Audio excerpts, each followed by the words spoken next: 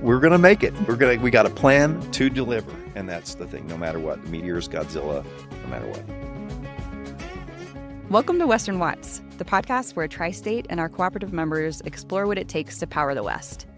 From reliability to wildfire mitigation, we dive into the energy issues that matter most to rural, agricultural, and mountain communities across Colorado, Nebraska, New Mexico, and Wyoming. We have Duane with us here today to talk about one of the most important pieces of our mission, reliability. The North American Electric Reliability Corporation, or NERC, says over half of North America is at risk for energy shortfalls in the next 5 to 10 years. What are we doing about that? Reliability is first and foremost, and I think we now sit in a position where we can say our reliability metrics are unmatched in industry, and we can prove it with math, right? And now we've got a state commission that has endorsed that methodology. So you have a unique view of how important reliability is, and when we're planning for those worst case scenarios, what it needs to look like. As Tri-State's look into the future, planning our resources, how do we factor in dealing with the worst of times? And that's a great way to say it, because a lot of times in the past, utilities did their resource planning for resource adequacy by just saying, take whatever my biggest load is for the year, add 12%, and we're good. And if everybody, and of course, when I started in this business four decades ago, the idea was if everybody did that, there'd always be enough for everybody. But that was in a world where almost all the power came from coal plants. And so that was just assuming that there's always going to be 1 or 2 coal plants out of service, and if everybody has 12% excess, you're good. And then people started saying, maybe it should be 15%. And they came up with this other modeling scenario known as loss of load expectancy or loss of load probability, which is a statistical modeling, but it basically gives you the same answer. So everybody felt comfortable with it. I'm not really sure there was that much science behind it to start with, especially when it just kind of gives you the answer you expected to get anyway. And so I saw that and thought, that's a game. And I did some of that modeling in my career and thought, this is all backwards calculating to get the answer you want. And it didn't really seem like it solved the problem. And then we saw in Storm Uri that absolutely didn't work. Storm Uri, severe winter storm, rolling blackouts, everybody had planned for 15% surplus. Then why didn't that work? Because actually, in severe weather situations, sometimes nothing works like you expect it to, especially wind. Wind doesn't blow when it's really cold or when it's really hot. You'll get this wind drought, not just on one system, but multiple states at a time. The planning construct of saying, I can just plan my little system by myself and assume that my neighbors will always have something to sell me, that's broken too in a Storm Uri. Our modeling now, what we call level 2 reliability, first of all says we're not assuming we're buying anything from anybody else, because probably on the worst day in the world, we can't. And then I also can't assume that solar's working, because it might be a winter day when my loads peak at 7 a.m. and 6 p.m. The sun's not shining. And it's probably a really cold snap where the wind quits blowing. So I can't rely on that either. How am I going to charge my batteries up? Even they're not something I can rely on that much, because I've got to have load go down at some point in the day to recharge the battery. And in the winter, that doesn't happen. It's steady load all day long. So then that pushes you to say, I better have some fossil fuels in the mix. The modeling we did was a lot of detailed math to prove that's the case, that you just got to have something you can push the button and run today. Now, that doesn't mean by 2040, the world might not change. We might have some other resources that fix that problem. But as of today, that's what we need. The bottom line of all this is for us to make sure that for our members, Tri-State's going to keep the lights on. Now, I'm hopeful that other utilities follow our lead and do the same method, and I think there's momentum in that direction. But as of today, we can say the plans we're making for our members at the end of this decade and beyond are more reliable than what other utilities are planning for. I think people really don't understand when you're saying level 2 metrics that you guys have basically figured out if Godzilla is attacking during a blizzard as a meteor hits, will we be able to power our system? And that's to the level you're actually planning for. I think that is a beautiful metaphor, and I'm expecting to see that image at the annual meeting, the Godzilla meteor, and then Tri-State's logo, and we're better than Godzilla. Maybe we'll do a GIF. I can visualize it clearly right now. How would you say, since you even started at Tri-State, because in my perspective, it's changed really quickly, how is the conversation around reliability and what that means? How has that changed? I think there's people who still don't get it, and we're still preaching this one, because they're those that would just say we can do it all with solar and batteries. I think that's a great ambition, but it's not a realistic one. Now, maybe in 2040 it would, but between now and then, we got to find a way to keep the lights on. Everything's off. All the phones are down. Godzilla is here. We need the employees on hamster wheels. Go. Hopefully not hamster wheels, but we're going to make it. We got a plan to deliver. And that's the thing, no matter what. The Meteors, Godzilla, no matter what. Yeah, in these kinds of scenarios, that's when reliability is most important, especially in our service territory where somebody could be left without heat and stranded in snow, or a more vulnerable population could be suffering in a heat wave. Electricity has become an essential service for a lot of people.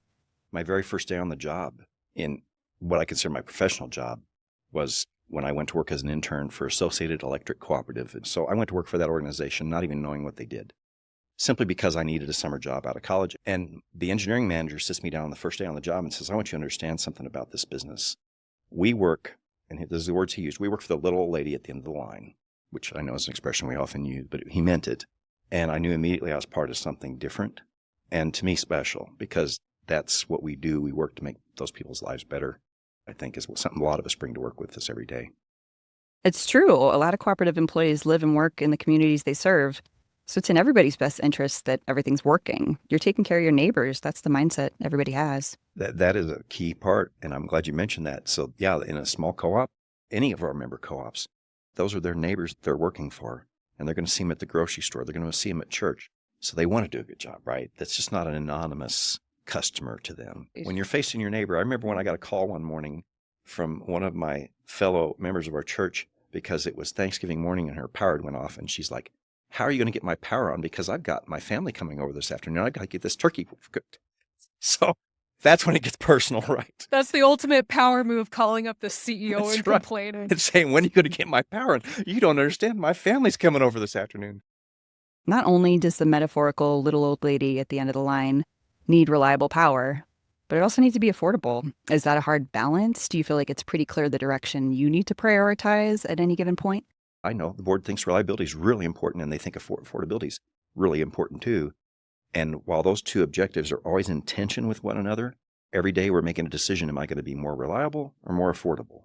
Because those don't go together. They go opposite each other. And every decision you make then is, to me, filtered by, if I'm standing in the boardroom and facing the members, how do they feel about it? Which, again, is what's so beautiful about the co-op model, is we're facing the people whose money we're spending, and it keeps us all really honest and really aligned. Board comes together with such a diversity of background, and yet almost always votes unanimously, or within one or two dissenting votes, usually never more than that. And despite the difficulty of the issues we talk about in that boardroom, to me, that's amazing too. And they come together because they all care about reliability and affordability. So that's good. I don't know. I think it's just the authenticity of being with people and respecting them for who they are and trying to help make their life better. Yeah, so we touched on reliable, affordable being part of our mission. Flexibility has definitely ridden through as a theme in recent years. Can you talk to us a little more about what that means for our membership? Whenever I came into Tri-State, that was such a big argument, was members wanted more flexibility in their contract. And if they couldn't get it, they were just going to leave, right? And we worked so hard to try and find a method that would work. I'm really happy to say now, after all the work and several iterations of flexibility, we found this program, Bring Your Own Resource, which will allow a member to self-generate up to 40% of their needs locally. And I'm really proud that we're going to have 300 megawatts in 5 separate projects serving 11 member systems under BYOR. And what a success. We filed it at FERC and had it approved within 60 days because no one protested it. I think that's just, again, everybody finally coming together, finding a common purpose in this flexibility and supporting it. Even the members that aren't going to participate in it supported it. And then it goes before FERC with no protest, gets approved in 60 days. And now we're going to have members that are going to be able to benefit from that. If 40 plus people can agree on it, it's probably going to work. It feels like Tri-State's had a lot of success in relationship building lately, like the Bring Your Own Resource program, joining FERC, and joining a regional transmission organization. All of that resulted from listening to what members actually needed. Utilities are moving so much faster that relationship building is becoming essential. Joining an RTO, getting NGO groups involved. We got to move hard and fast, but you can't do that without building all these relationships. Mm-hmm. And that's what the grid is, and that's what a cooperative is. Yes. I think what you just said is the thesis of the book, The Speed of Trust. And you can only move as fast in an organization as your stakeholders will trust you.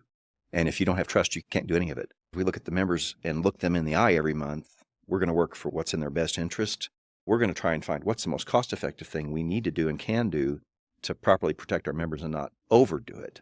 It's just because that's whose money we're spending. If you can find a way to save $1, you've just saved that little old lady at the end of the line $1. How would you say the Tri-State leadership team is reacting overall to the rapid changes we're going through? Although it was a net positive, the process of joining FERC and RTO and incorporating member projects into our own resource plans sounds like a challenge. Everybody is just working together so well. And so they're willing to listen to each other. They're willing to help make each other better. I've never been more blessed to have such a strong leadership team than today. And they do that whether I'm in the room or not. And I'm just so blessed to have such a team that feels that way about each other, that they trust each other and they support each other mutually.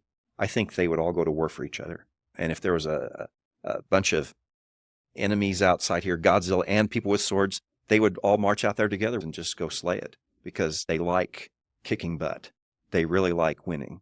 And so I think that's really strong for our members, is that we've got a team of people who are going to stay with it. If we're all aligned together, and this is something that's just true of the co-op system in general, when you get an organization aligned behind a common purpose and a common objective, you're literally unstoppable. Thanks for tuning in to Western Watts. You can find us on Spotify, Apple Podcast, YouTube, or on our website at tristate.coop/WWpod. We'll catch you next time.